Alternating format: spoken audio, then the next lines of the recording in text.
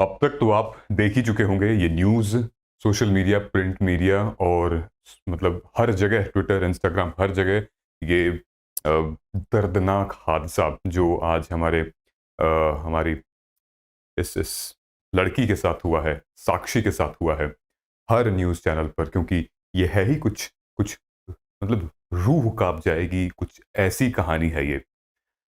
मैं मेरे पास video video भी थी, सरफेस हो रही है वीडियो, मैं वीडियो चला नहीं पा रहा था क्योंकि ये इतनी इतनी डिस्टर्बिंग कैमरे में सरेआम सबके सामने लोग मुखदर्शक बनकर देख रहे थे जब साहिल साक्षी का मर्डर कर रहा था।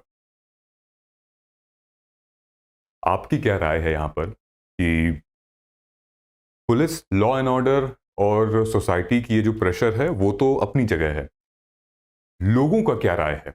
मतलब जहां पर आपने वीडियो देखा ही होगा, जहां पर ये दरिंदा, ये शख्स साक्षी को मार रहा था, वहां पे कई सारे लोग आसपास चल रहे थे और वो देख रहे थे अपनी आंखों से। क्या हमारे के अंदर इतनी भी हिम्मत नहीं है कि हम जाके रोक सकें? क्या फिर हमें ये लगता है कि फिर हम क्यों पचड़े में पड़ना चाहें? अगर आप होते उस जगह तो आप क्या करते? कमेंट करके बताइएगा। आपके व्यूज हमें बहुत बहुत बहुत ज्यादा मैटर करते हैं।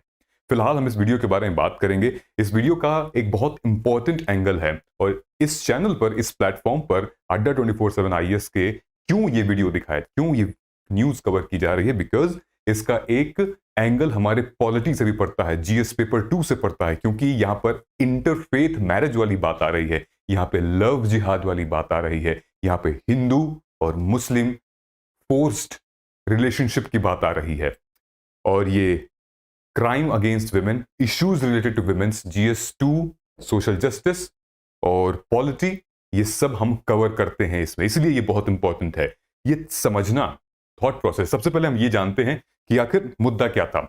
आपने अभी तक जो कुछ सुना बिल्कुल सही सुना होगा हर जगह, क्योंकि कहानी ही कुछ ऐसी है। मैं बस आपको थोड़ा सा 5 पॉइंट्स जो मैंने लिखे हैं, 5 पॉइंट्स में मैं आपको कोशिश करता हूं बताने की। आप हो सके तो हेडफोन यूज कर लीजिएगा ताकि आपकी बातें जो हैं वो मेरी शायद दिल दिमाग तक पहुंचे, है ना।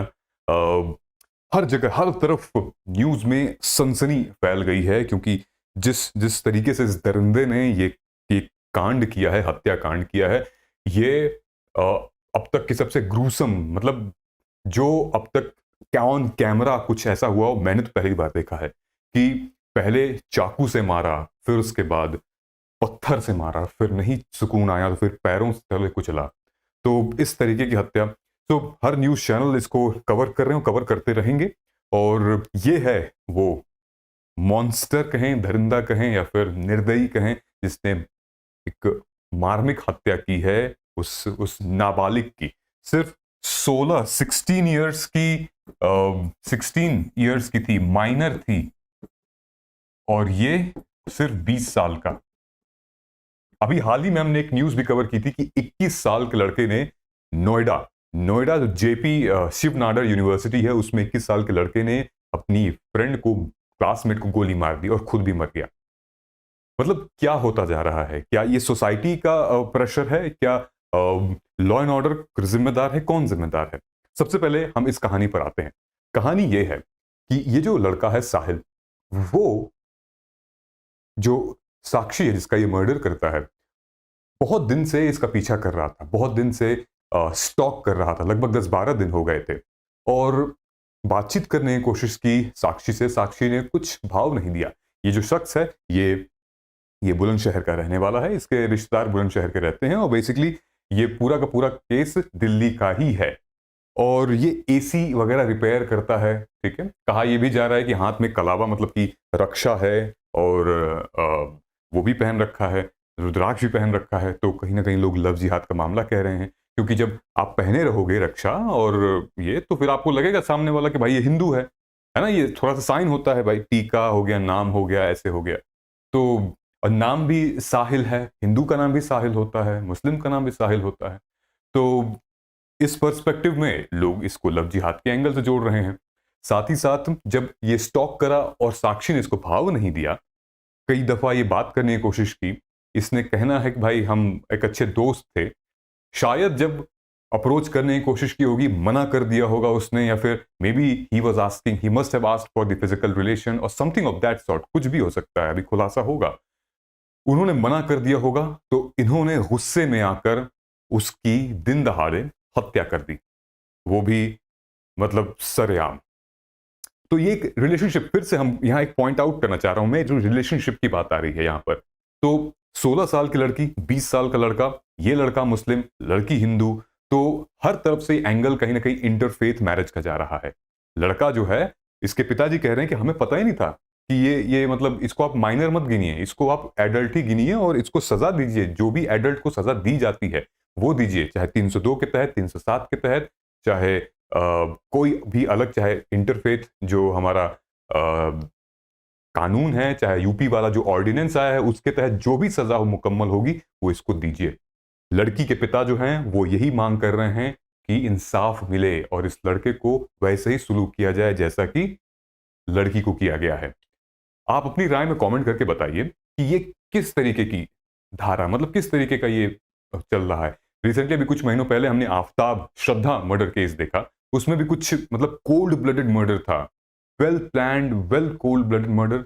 इसमें देखिए मतलब डर नहीं है, लॉ एंड ऑर्डर का तो खैर डर ही नहीं है, लेकिन ये लॉ एंड ऑर्डर की वजह से नहीं है, लॉ एंड ऑर्डर की वजह से, बिल्कुल लॉ एंड ऑर्डर, चलिए तो पकड़ा गया, तुरंत पुलिस ने पकड़ा, बहुत ही अच्छा काम किया, लेकिन ये है एक मानसिकता, ये है एक आइडियोलॉजी जो चल रही है। लोग मर जाते हैं, समुदाय खत्म हो जाते हैं, लेकिन जो विचारधारा है वो चलती रहती है, वो हमेशा जिंदा रहती है, और उस विचारधारा को मारना बड़ा मुश्किल होता है, खत्म करना बड़ा मुश्किल होता है। तो ये जो ये चल रहा है वो शायद एक विचारधारा का प्रतीक है या फिर संकेत है। तो कौन है ये लड़का? ये एक लड़का है जो कि रिपोर्ट एसी फ्रिज मैकेनिक है, जो आमूमन आपके घर में भी एसी फ्रिज मैकेनिक वगैरह लोग आते होंगे, बिल्कुल आम इंसान। इंस्टाग्राम पे हैं ये बता, और उसके बाद इंस्टाग्राम पे इन्होंने हैशटैग लिखा है लव यू डार्क लाइफ, ठीक है, मतलब बिल्कुल ही ऑर्थोडॉक्स लड़कों वाले, एकदम गवार टाइप का, मतलब ऐसी हत्या तो जो पढ़ा लिखा नहीं भी है वो भी नहीं करेगा, ये तो मतलब उससे भी गिरा हुआ था। यारों की यारी सबसे सब पे भारी, लव यू मॉम। इंस्टाग्राम पे इन्होंने पोस्ट किया है शराब पीते हुए, पार्टी करते हुए और अल्कोहल वगैरह करते हुए। ये इन्वॉल्व था एक रोमांटिक रिलेशन, एक तरफा प्यार था इसका रोमांटिक रिलेशनशिप में साक्षी के साथ। साक्षी को इसने तब मारा जब साक्षी अपने फ्रेंड नीतू, अब नीतू का जो बच्चा था उसका बर्थडे था, उसमें वो जा रही थी और सड़क पे रोक के इसने वो हत्या की। पहले चाकू से मारा कम से कम 15, 16, 20 बार, उसके बाद फिर गिर गई तो पैर से मारा, फिर उसके बाद पत्थर